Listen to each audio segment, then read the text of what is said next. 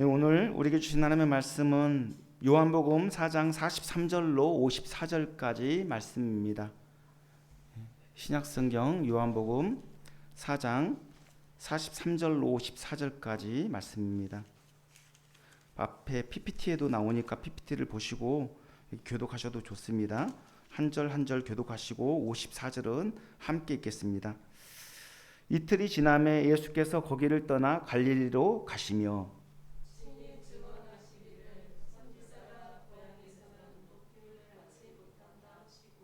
갈릴리에 이르심에 갈릴리인들이 그를 영접하니 이는 자기들도 명절에 갔다가 예수께서 명절 중 예루살렘에서 하신 모든 일을 보았음이더라.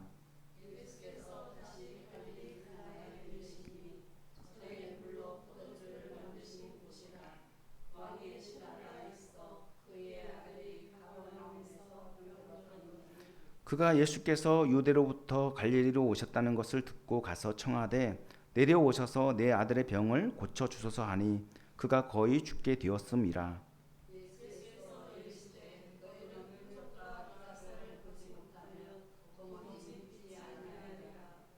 신하가 이르되 주여 내 아이가 죽기 전에 내려오소서.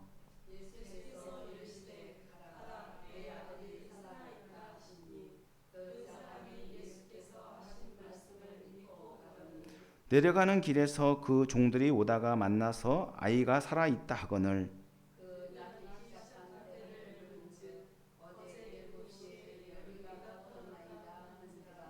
그의 아버지가 예수께서 내 아들이 살아 있다 말씀하신 그때인 줄 알고 자기와 그 온 집안이 다 믿으니라.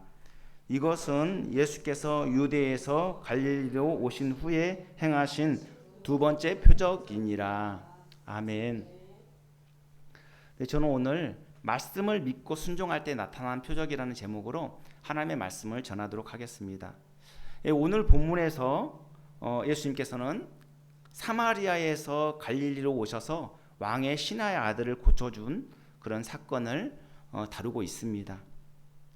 이 사건은 예수님께서 갈릴리에 행하신 두 번째 표적으로서 아들이 병들어 죽게 생긴 상황에서 예수님의 소문을 듣고 믿음으로 반응하고 순종한 이 왕의 신하의 아들, 왕의 신하의 행동을 통해서 우리가 보지 않고 믿는 믿음이 얼마나 귀한지를 깨달아 알 수가 있습니다.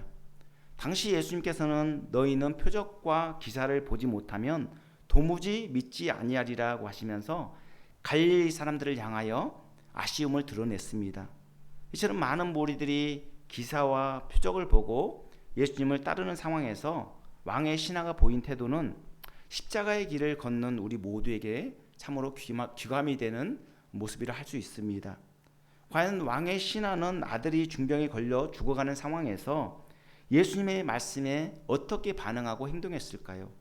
그리고 그 결과 그는 어떤 기적을 체험하였고 이 사건이 우리에게 어떤 영적인 교훈을 주고 있는 것일까요?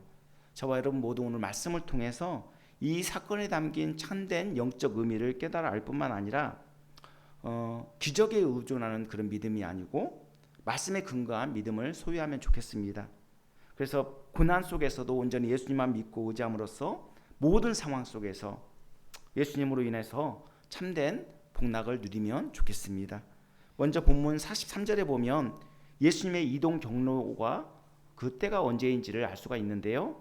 이틀이 지남에 예수께서 거기를 떠나 갈릴리로 가시며라고 나와 있죠.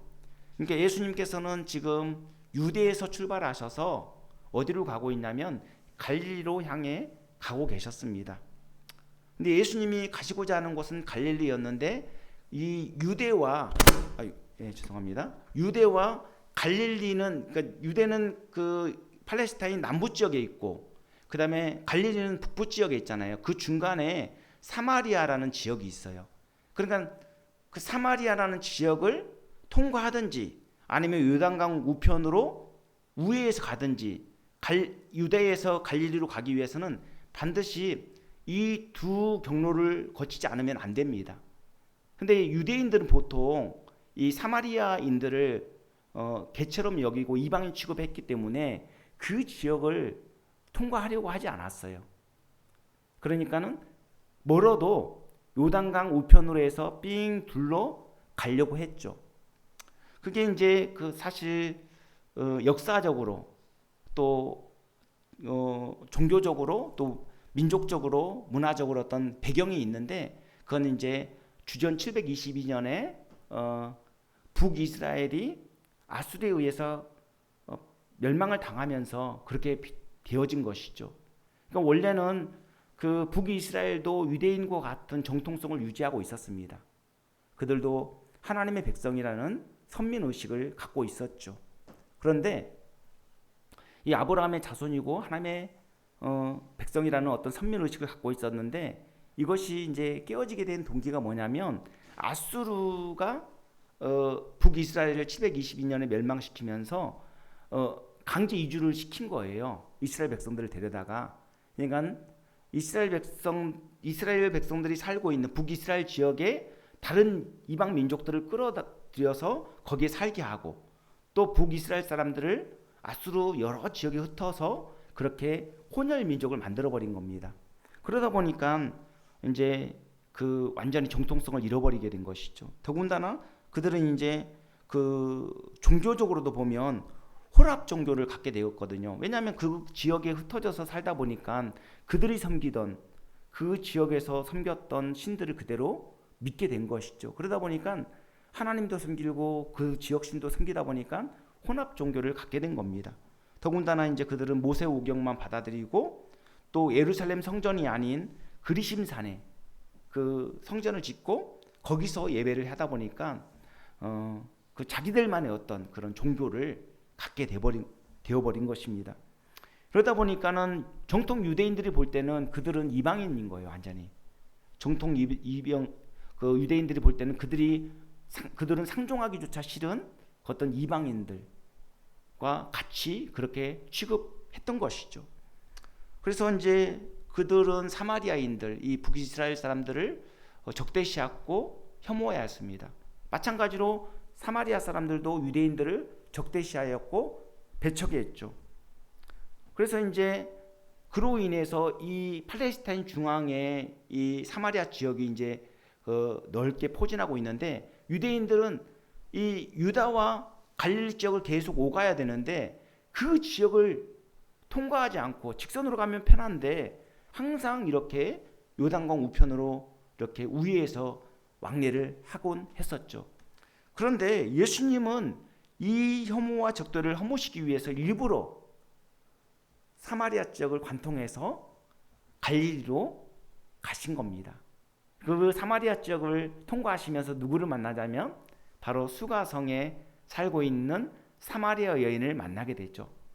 그 사마리아 여인은 세상의 온갖 쾌락을 누리고 세상의 무엇으로 갈증을 해소해 보려고, 자신의 결핍을 해소해 보려고 애를 쓰는 그런 상황이었는데, 예수님이 그 여인의 형편과 처지를 너무나도 잘 아시고 그 여인을 만나기 위해서 수가성 그 우물가에, 야고보의 우물가에 가서 한낮에 기다리고 계셨죠.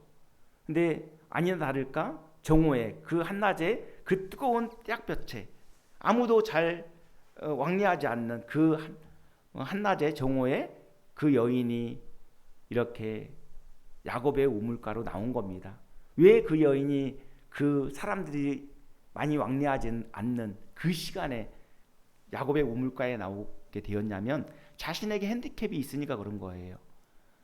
온갖 쾌락에 또 휩싸여 살게 되고, 그러다 보니까 사람들의 눈을 의식할 수밖에 없고 사람들의 눈을 피해서 그 낮에 물을 길러 야곱의 우물가로 나오게 된 것이죠. 근데 예수님은 그때를 기다리고 계셨고, 그때 예수님께서 그 여인에게 물을 달라고 하시면서 이 물을 마시는 자마다 다시 목마르겠지만 내가 주는 물을 먹으면 영원히 목마르지 않는 영생수가 될 것이다. 그러면서 그의 어떤 갈증, 목마름을 해소해 줄 그런 영생수를 소개하시고 자신이 어떤 분이신지, 자신이 그리스도이심을 드러내시고 증거하셨죠. 그러자 그녀는 물동이를 버려두고 마을로 돌아가서 내가 메시아를 만났다 그러면서 마을 사람들을 다 불러서 예수님께로 데리고 왔습니다. 그래서 수가성 사람들이 이제 예수님께 나와서 예수님의 말씀을 듣게 되는 것이죠. 그러니까 그 여인에 의해서 이끌려 나왔지만 정작 수가성 사람들은 예수님의 말씀을 듣고 이제 믿음이 생기고, 그리고 그 믿음이 생기니까 긍정적인 변화가 나타나게 되는데, 수가성 사람들이 예수님 일행을 자신들의 집으로 초대를 하는 거예요. 음식을 준비하고 초청하고, 그렇게 놀라운 일이 벌어지는 겁니다. 지금 유대인 예수님 일행은 어떤 그룹이냐면 유대인 그룹이에요. 그들이 그렇게 배척하고 적대시하는 유대인 그룹인데, 이제 복음이 들어가니까 그 모든 장벽이 다 허물어지고 그들을 이제 자신들의 집으로 초대하고 이렇게 대접하는 모습을 볼 수 있는 것이죠. 이렇게 예수님은 사마리아 수가성에서 이틀간 머무신 다음에 갈릴리로 이제 발걸음을 옮기셨는데, 예수님께서 제일 먼저 들르신 곳이 어디냐면 바로 갈릴리 가나입니다. 가나하면 갈릴리에서 첫 번째 기적을 일으키셨던 그런 장소이죠. 가나 혼인잔치, 여러분 기억하실 겁니다. 그때 이 혼인잔치집에 포도주가 떨어졌어요. 그때 하인들에게 가서 그 항아리에서 가져다가 물을 이제 그 퍼다가 그것을 연회장에 갖다 주라. 그러니까 그대로 그 하인들이 순종해서 그 물을 갖다 줬는데, 연회장이 딱 맛을 보더니 아니 여태까지 먹어보지 못한 최고 극상품 포도주를 이제 내오느냐고 그러면서 극찬을 하게 되었습니다. 그래서 물이 변하여 포도주가 되게 한 그 사건이 바로 가나 혼인잔치집에서 일어났던 것이죠. 그래서 이 가나 혼인잔치집에 하나님 예수님께서 물을 변하여 포도주가 되게 하신 이 사건은 그냥 단순히 물질적으로 물을 변화시켜서 포도주가 되게 하신 그런 사건으로 우리가 이해해서는 안 되고요. 지금 이제 이 잔치집이 즐거워야 될 잔치집이 포도주가 떨어지면 어찌 되겠습니까? 잔치 완전히 그 흥이 다 깨어져 버리는 것이죠. 잔치집의 그 분위기가 완전히 엉망이 되는 겁니다. 그런 위기에 처해 있는데 예수님이 물을 변화시켜 포도주가 되게 하심으로써 그 즐거움을 다시 되찾아 주셨다. 그런 어떤 영적인 의미가 담겨 있는 겁니다. 그래서 우리가 이제 예수님 오신 목적에 대해서 한번 우리가 깊이 생각해 봐야 되는데, 우리는 이제 아담의 본성을 갖고 태어나잖아요. 그러면 아담의 본성을 갖고 태어나게 되면 그 삶 자체가 다 절망입니다. 왜냐하면 그냥 100년 전후의 삶을 살다가 누구나 다 예외 없이 심판받고 멸망을 당하기 때문에 그런 것이죠. 이 즐거움을 완전히 다 빼앗겨 버린 겁니다. 본래 아담이 범죄하기 전에는 하나님과 그렇게 좋은 관계 속에서 사귐이 있고 기쁨이 넘치고 즐거움이 있었는데, 이 뱀의 유혹에 빠져서 이제 범죄하게 되니까 그 즐거움을 다 잃어버리게 된 것이죠. 그래서 예수님은 다시 두 번째 아담으로 오셨는데 어떤 목적으로 오셨냐면 그 즐거움을, 잃어버렸던 즐거움을 다시금 돌려주시기 위해서, 다시금 우리에게 돌려주시기 위해서 오신 겁니다. 그래서 예수님을 믿는 자마다 구원을 얻고 그 안에서 참된 행복을 누리고 영생 복락을 누리게 되는 것이죠. 그래서 이제 우리가 이제 신앙생활을 오래 하다 보면 구원의 기쁨, 감격, 그것을 잃어버릴 때가 참 많습니다. 타성에 젖고 또 매너리즘에 빠져서 구원받은 그 감격을 잊어버리고, 또 하나님께서 나를 사랑하셔서 찾아와 주시고 만나 주시고 정말 하나님의 자녀로 삼아 주신 것에 대한 어떤 고마움, 마음을 잊어버리고 살 때가 많이 있죠. 그냥 모든 것을 당연시 여기며 살아갈 때가 많이 있어요. 또 우리가 호흡하며 살아가는 모든 것들, 햇빛도 주시고 공기도 주시고 물도 주시고 우리에게 주어진 모든 것들을 그냥 당연시 여기며 살아갈 때가 참 많이 있죠. 익숙함에 젖어버리다 보니까 그 모든 것이 그냥 익숙해져 버리니까 감사를 잊어버리고 살아가는 경우가 참 많이 있습니다. 우리가 반복적으로 또 예배를 드리다 보니까 예배할 수 있는 좋은 환경, 여러분들 우리가 저와 여러분이 지금 이렇게 예배할 수 있는 것도 정말 이렇게 그 신앙의 자유가 허락된 대한민국에서 태어났기 때문에 가능한 거잖아요. 만약에 북한이나 그런 중국이나 이런 곳에서 태어났다고 한다면 마음대로 예배할 수 없어요. 근데 예배할 수 있다는, 자유롭게 예배할 수 있다는 게 얼마나 감사한 일입니까? 또 군대에 가면 마음대로 예배하기 어렵거든요. 어떤 특수 집단, 특수한 상황에 놓이면 예배하기 어려운데 우리는 마음만 먹으면 언제든 예배할 수 있잖아요. 이렇게 예배하러 올 수 있는 그런 좋은 조건, 환경, 이것도 익숙해지다 보면 그냥 잊어버릴 수가 있어요. 그냥 당연한 거구나. 그러면서 습관적으로, 형식적으로 예배할 수 있다는 것이죠. 그래서 이게 이런 우려가 있을 수 있는데 이게 익숙함에서 비롯되는 그런 우려일 수 있습니다. 그렇기 때문에 늘 우리는 마음을 새롭게 함으로 변화를 받아야 됩니다. 예수님의 마음으로 늘 우리 다시금 리프레시하는 거죠. 자, 매번 이렇게 예배할 때마다 이렇게 우리가 하나님 앞에 우리의 마음을 다해, 정성을 다해 온전히 예배하는 그런 자세가 중요하죠.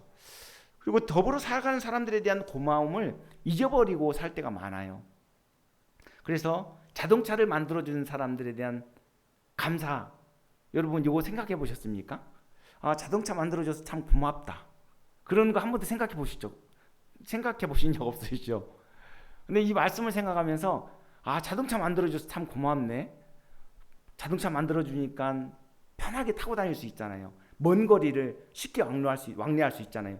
옛날에 이 예수님 시대나 이때는 그냥 도보로 걸어 다니는지 말 타고 다녀야 됐잖아요.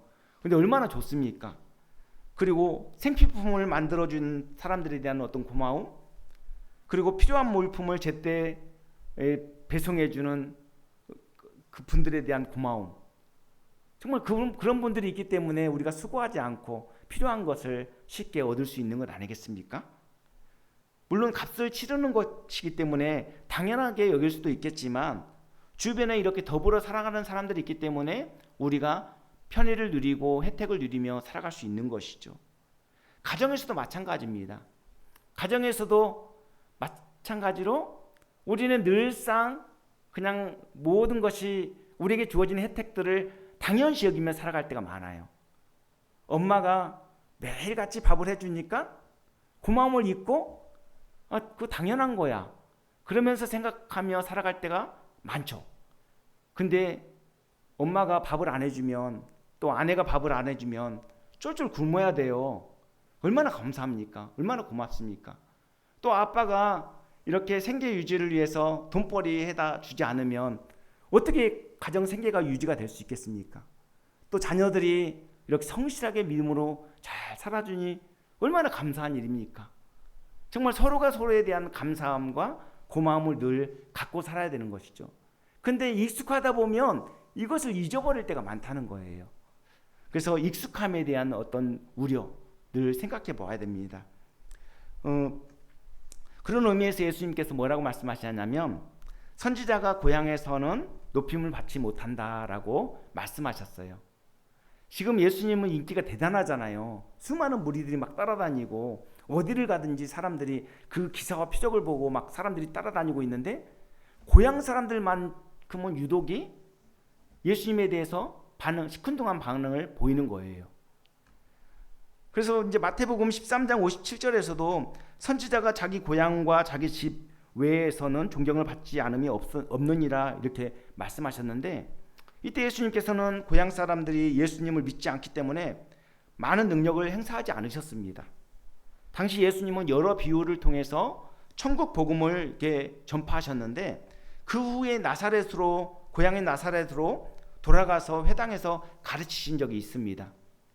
근데 고향 사람들이 깜짝 놀라면서 이 지혜와 이런 능력이 어디서 났느냐, 이는 목수의 아들 예수가 아니냐, 이렇게 예수님을 깎아내렸어요.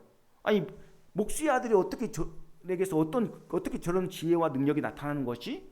그러면서 예수님을 비하하는 식으로 이렇게 이야기를 했단 말이에요. 고향 사람들은 예수님을 단순히 평범한 목수의 아들로만 인식하고 있었기 때문에 예수님의 지혜와 능력을 보고 놀라면서도 예수님을 배척하고 예수님을 이렇게 가볍게 또 무시하고 그랬던 것이죠. 심지어 예레미야는 어땠냐면 고향 아나도 사람들에게 죽임을 당할 뻔했어요.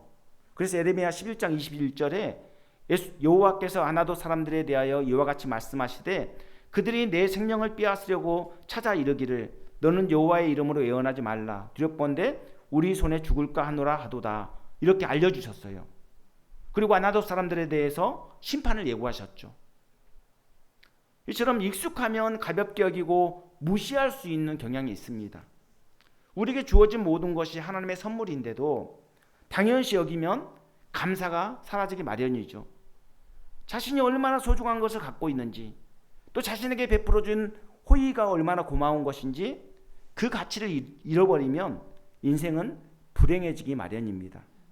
그러므로 익숙한 것에 대해서 당연하게 생각할 것이 아니라 늘 감사한 마음을 가져야 됩니다.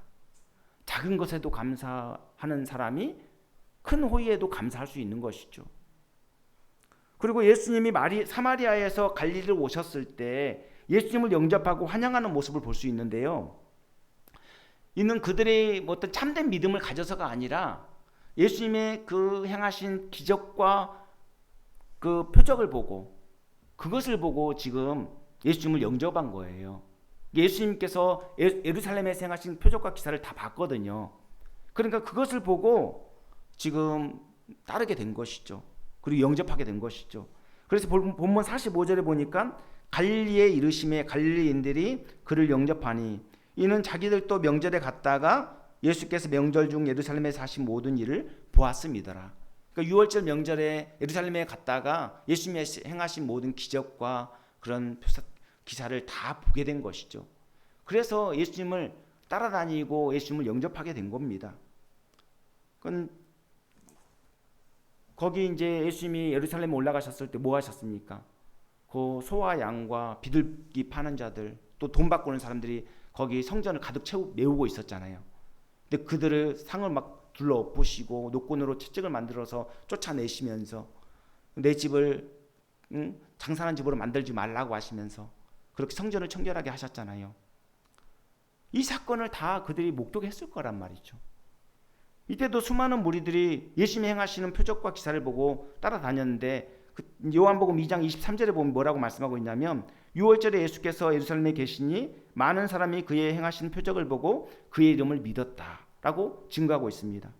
그러니까 그들이 믿은 것은 예수님이 행하신 표적을 보고 믿은 거지 예수님 말씀을 보고 믿은 게 아닌 거예요. 이렇게 사람들이 표적을 보고 따라다니다 보니까 예수님께서 뭐라고 말씀하셨냐면 너희는 표적과 기사를 보지 못하면 도무지 믿지 아니하리라 이렇게 한탄하시면서 말씀하셨죠. 표적은 예수님을 가리키는 것인데 그러니까 이 표적 손가락이 예수님을 가리키고 있는데 이 사람들이 손가락만 쳐다보고 있는 거예요. 사실 이 손가락을 봐야 됩니까? 손가락이 가리키는 것을 봐야 됩니까? 손가락을 가리키는 것을 봐야 되는데 사람들이 이 손가락만 보고 있는 거예요. 바로 이 표적이 의미하는 게 뭐냐면 바로 예수님을 가리키고 있는 건데 예수님을 보지 않고 그냥 신비한 현상, 기적, 미라클 이런 것만 보고 있는 거예요. 그리고 그것만을 기대하고 따라다니는 거죠. 잘못된 신앙이라는 것이죠. 그리고 예수님께서는 처음 표적을 행하셨던 이 갈릴리로 이제 오셨는데 그곳에서 도움을 요청하는 왕의 신하를 만나게 됩니다. 아마도 이 신하는 헤롯 안디바의 신하였을 거예요. 왜냐하면 당시 이 갈릴리 지역은 헤롯 대왕의 아들인 헤롯 안디바가 그 지역을 다스리고 있는 분봉왕이었기 때문에 그렇습니다. 그리고 당시 가버나움은 이 로마 수비대의 주둔지였거든요. 그리고 세관도 있었습니다. 굉장히 큰 도시임을 우리가 알 수 있죠. 그러니까 이 도시에서 굉장히 사회적인 지위도 갖고 있고 또 어느 정도 부도 축적해서 풍족하게 부유하게 살고 있는 신하였음을 우리가 알 수 있는데요. 그 신하에게 한 가지 결핍이 있는데 그게 뭐냐면 한 가지 굉장히 큰 약점이 있는데 그게 뭐냐면 그 아들이 중병에 걸려 지금 죽음의 직전에 이르렀다는 것이죠. 죽기 직전에 이르러 있는 상태. 지금 그 상태입니다. 그러니까 모든 것을 다 가졌어도 지금 이 아들이 죽어가고 있는 마당에 그것이 무슨 소용이 있겠습니까? 기쁨을 완전히 잃어버린 상태죠. 이처럼 절망적인 상황에서 왕의 신하는 예수님이 가나에 오셨다는 소식을 듣고 아들을 살리기 위해서 예수님께 간절하게 도움을 요청한 것입니다. 그래서 본문 47절에 보면 그가 예수께서 유대로부터 갈릴리에 오셨다는 것을 듣고 가서 청하되 내려오셔서 내 아들의 병을 고쳐주소서 하니 그가 거의 죽게 되었음이라, 이렇게 증거하고 있습니다. 이 신하가 얼마나 애가 탔으면 사회적 신분을 따지지 않고 예수님께 매달렸을까요? 이 본문 47절에 번역된 청하다라는 표현은 헬라어로 에로타오라고 하는데 미완료 시제로 쓰여졌거든요. 그러니까 미완료 시제로 쓰여졌다는 것은 뭐냐면 한 번 그냥 청하고 끝나는 게 아니라 아들을 살리기 위해서 계속해서 집요하게 간청하고 있는 것들을 그걸 밝히고 있는 거예요. 왕의 신호는 이 예수님께서 직접 함께 가서 안수 기도를 해주시고 아들을 고쳐주실 것이라고 기대했을 겁니다. 그러니까 그렇게 간청하는데 예수님께 그렇게 간청하는데 예수님께서 자신을 따라가서 아들 있는 곳에 가서 그렇게 안수 기도를 해주시고 고쳐주실 거라고 기대했겠죠.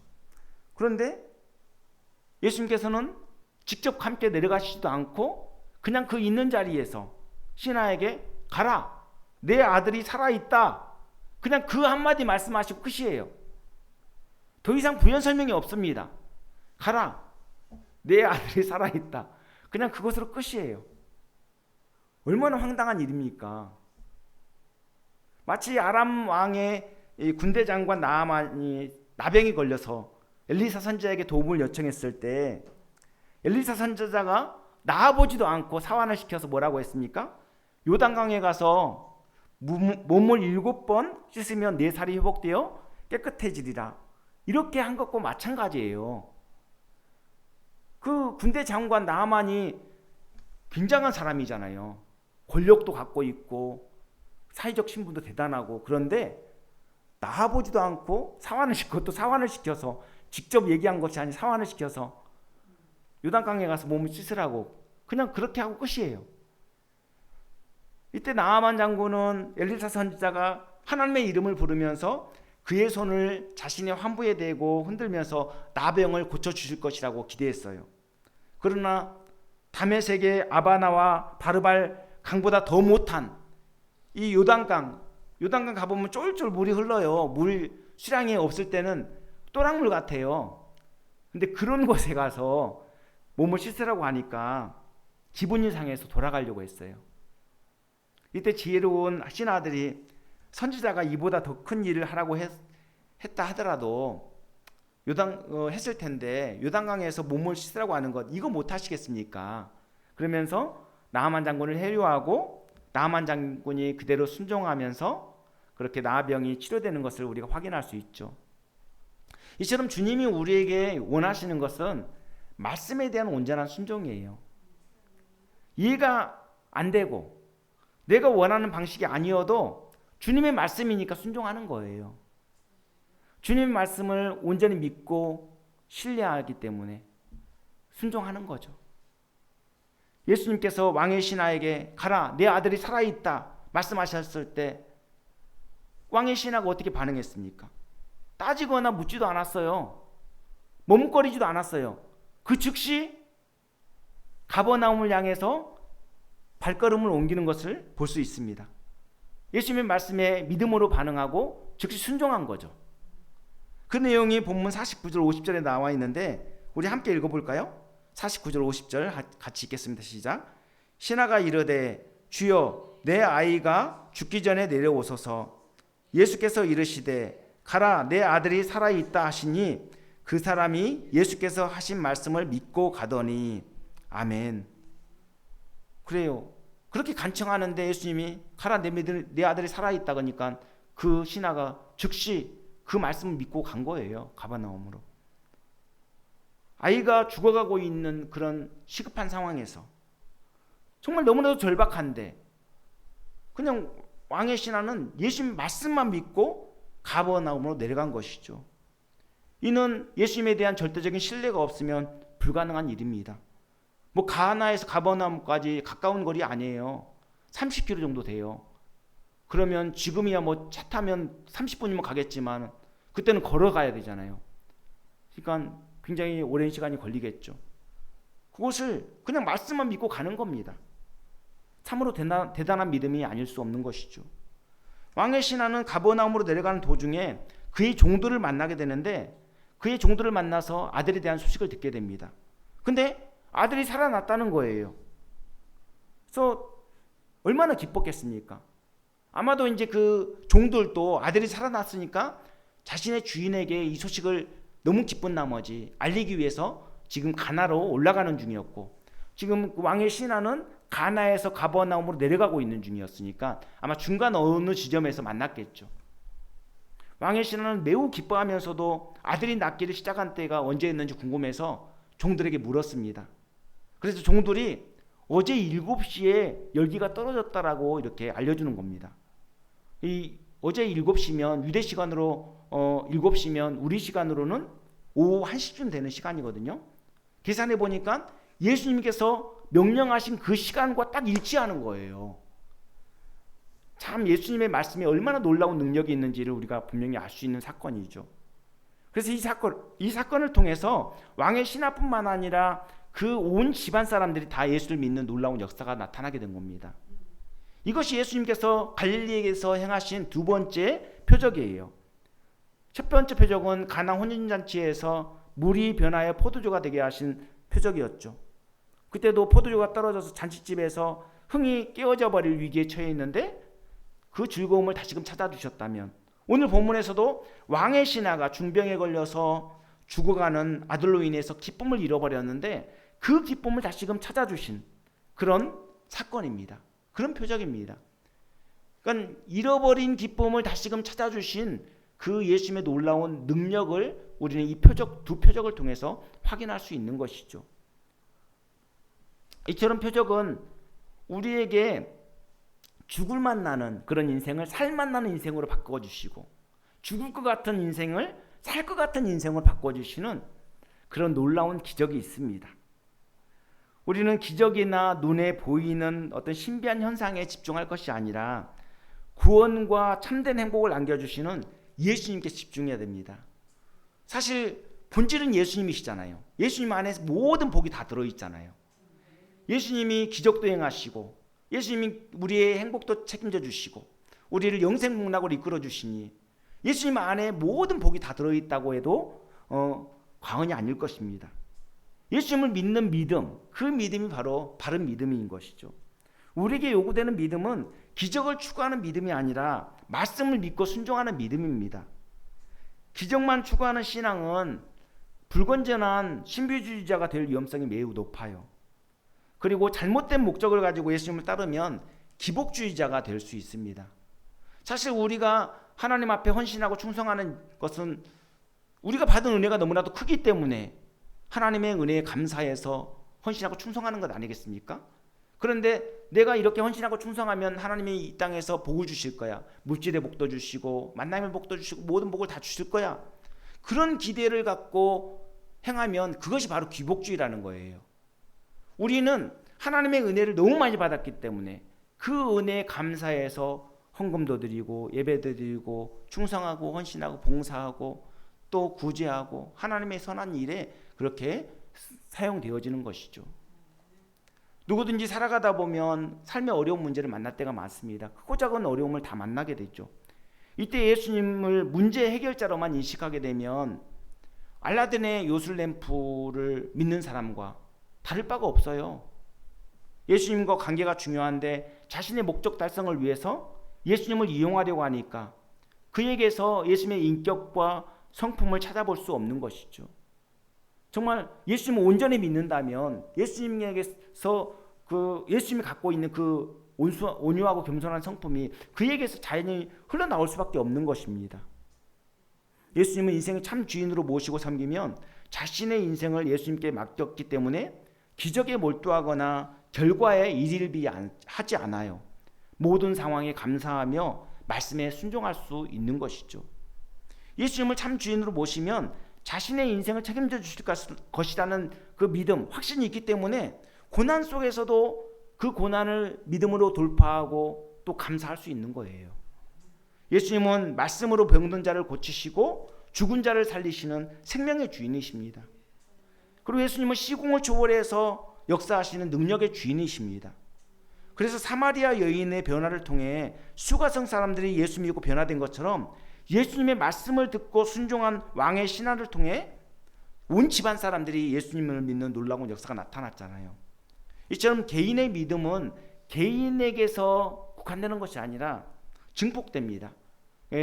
개인이 하나님의 말씀으로 잘 무장하고 그렇게 온전해지면 그 가정을 넘어 공동체로 확산되어 나가게 되는 것이죠.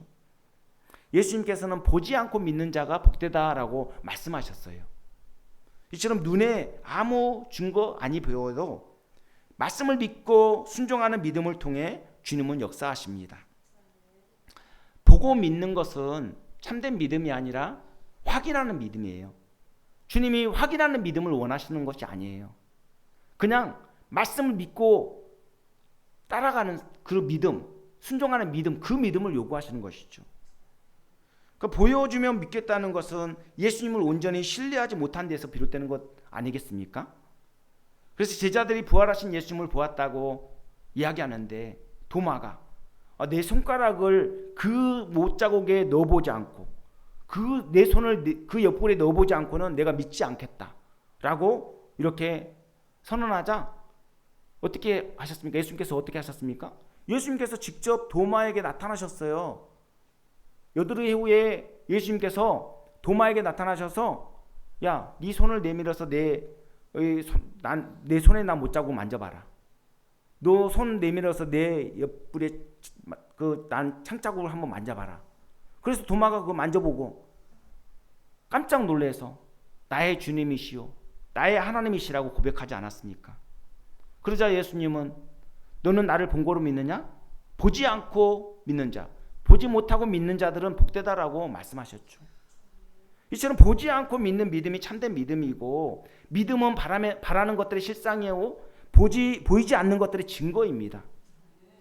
믿음은 눈에 보이지 않는 세계를 그 믿음의 눈으로 보는 거예요. 그 세계를 보기 위해서는 영적인 눈이 열려야 되는 것이죠. 영적인 눈을 누가 열어주십니까? 성령께서 열어주시기 때문에 믿음을 선물이라고 하는 거예요. 우리가 스스로 볼 수 없는 그런 것이기 때문에 하나님의 선물인 것이죠. 사랑하는 성도 여러분, 당장 눈에 보이지 않는다고 해서 낙심하거나 포기할 필요가 없어요. 믿음이 생기지 않는다고 해서 좌절하거나 실망할 이유도 없습니다. 왜냐하면 야고보서 4장 8절에 하나님을 가까이 하라 그리하면 너희를 가까이 하시리라 주님이 약속하고 계시잖아요. 그리고 시편 107편 9절에도 그가 사모하는 영혼에게 만족을 주시며 줄인 영혼에게 좋은 것으로 채워주시겠다고 약속하고 계시잖아요. 그러니까 중요한 것은 뭐냐면 우리가 겸손히 은혜를 사모하며 끝까지 이 믿음의 자리를 사수하는 겁니다. 무엇보다도 믿음은 하나님의 말씀을 듣는 것과 밀접한 관련이 되어 있거든요. 그래서 성경은 믿음은 들음에서 나고 들음은 그리스도의 말씀으로 말미암는다고 선언하고 있습니다. 누구든지 첫 숟갈에 배부를 수는 없어요. 하나님의 말씀을 듣다 보면 가랑비에 옷 젖듯이 어느 순간 나도 모르게 하나님의 말씀이 깨달아져요. 그리고 하나님과 깊은 신뢰관계가 형성되면서 믿음이 생기는 겁니다. 어느 날 자신도 모르게 찬양을 부르다가 눈물이 쏟아지고 말씀을 듣다가 은혜 받아서 정말 펑펑 울기도 하고 그렇습니다. 하나님이 그렇게 은혜를 주시는 거예요. 그런 방식으로 믿음이라는 것을 선물로 주시는 겁니다. 우리는 하나님과 신뢰 관계를 기반으로 바른 믿음을 소유할 수 있는 겁니다. 그런 의미에서 예수님을 인격적으로 만나는 것이 무엇보다도 중요한데요. 예수님을 인격적으로 만나면 세상이 새롭게 보입니다. 모든 것에 감사할 수 있고요. 하나님의 가치관을 갖고 살아가며 하나님의 꿈과 비전을 품게 됩니다. 과거에 나중심적으로 나만을 위해 살았다면, 세상의 가치관을 갖고 살았다면 이제는 나 중심이 아니라 세상의 가치관이 아니라 하나님의 가치관을 갖고 하나님의 꿈과 비전을 향해 나가게 되는 것이죠. 우리가 처음에는 뭣도 모르고 교회를 다니잖아요. 그지만 이제 교회를 다니다 보면 하나님의 말씀을 계속 깨달아지게 되고 예수님과 인격적인 만남을 갖게 됩니다. 그러니까는 이 과정이 있어요. 과정. 교회를 다니면 초신자의 과정, 계속 이제 다니다 보면 말씀을 깨닫게 되고 또 봉사하게 되고 더 큰 헌신하게 되고 이런 과정들이 있단 말이에요. 그러니까 이 과정은 뭐냐면 다 이 예수님을 인격적으로 만나기 위한 만남의 과정인 거예요. 그 과정이 필요해요. 우리가 교회를 다녔는데 교회를 나왔는데 정말 말씀이 깨달아지지도 않고 감흥도 없고 아무런 감동도 없고 은혜가 없네. 그렇다고 해서 그냥 집으로 돌아가 버리면 어떻게 됩니까? 스스로 그 은혜를 거부하는 걸 마찬가지인 거예요. 하나님은 은혜를 쏟아 부어주시고 싶은데 스스로 거부하면 어떻게 되겠습니까? 하나님이 쏟아 부어주시고 싶어도 그 은혜를 받아 누릴 수가 없는 거예요. 그러므로 예배 생활, 기도 생활을 결코 소홀히 해서는 안 됩니다. 경건 생활과 교회 생활을 통해서 하나님과 친밀해질 뿐만 아니라 성도들과 교제하며 더 깊은 신앙으로 발전할 수 있는 것이죠. 우리가 예수님을 잘 믿는데도 오히려 일이 꼬이고 고난을 만날 수가 있습니다. 그래도 믿음이 흔들려서는 안 돼요. 왜냐하면 주님은 온 우주 만물의 주권자이시며 우리의 생사화복을 주관하시는 하나님이시기 때문에 그렇습니다. 주님은 우리의 생사여탈권을 주관하시며 우리의 모든 것들을 책임지시고 우리의 모든 삶을 주관하시고 인도하시는 분입니다. 그러므로 우리에게 요구되는 것은 주님에 대한 절대적인 신뢰죠. 갓난 아기가 온전히 부모를 의지하는 것처럼 우리가 하나님께 대해 절대적으로 신뢰하고 하나님을 절대적으로 의존하면 그 안에서 능력을 체험하게 되고 참된 행복을 누리게 될 것입니다. 저와 여러분 모두 온전히 주님을 신뢰하고 의지함으로써 주님 말씀하시면 무엇이든 하겠습니다. 주님 말씀하시면 온전히 순종하겠습니다. 그런 자세와 결단을 가지고 그렇게 나아가면 좋겠습니다. 기도하겠습니다. 은혜가 풍성하신 하나님, 오늘 우리는 예수님께서 왕의 신하의 아들을 말씀으로 고치신 사건을 보게 되었습니다. 그리고 왕의 신하의 믿음과 간구와 순종을 통해서 중병에 걸린 아들이 고침을 받을 뿐만 아니라 집안 사람들이 다 예수 믿는 놀라운 역사를 보게 되었습니다. 우리 또한 갈릴리 사람들처럼 기적을 보고 믿으려는 경향이 있는데 왕의 신하와 같은 말씀에 순종하는 믿음을 허락하여 주시옵소서. 주님은 보지 않고 믿는 믿음이 복되다고 하셨는데 우리에게 어떤 고난이 닥친다 할지라도 늘 말씀에 순종하는 믿음을 갖도록 허락하여 주시옵소서. 그리고 모든 상황 속에서 기적과 눈에 보이는 신비한 현상에 주목하지 않고 늘 말씀 붙잡고 승리할 수 있도록 이끌어 주시옵소서. 그래서 우리를 통해서 복이 가정과 사회에 흘러갈 수 있도록 우리를 복의 통로로 사용하여 주시옵소서. 이 모든 말씀 예수님 이름 받들어 기도합니다. 아멘.